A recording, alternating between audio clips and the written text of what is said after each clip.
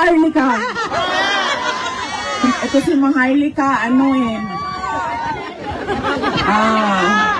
meron siyang content sa away ng mga girlfriend no? Yes, ma'am. Sabi ko nga doon sa kasamahan ko, sabi ko, alam mo, talino talaga to si President Duterte. Hindi siya nag-asawa ulit. Nung sila ay naghiwalay ng nanay ko, hindi na siya nag-asawa ulit.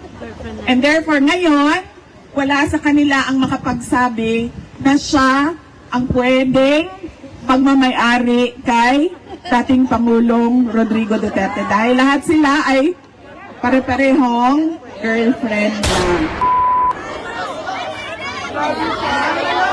Bakit daw ba ako nandito? Yun ang tanong nila lagi. Unang-una, wala po ako dito for the interim release. Pero nandito po ako dahil sa International Criminal Court at sa kaso ni dating Pangulong Rodrigo Duterte. At dahil sa ating bayan. Dahil ang dami-dami nating, dami-dami nating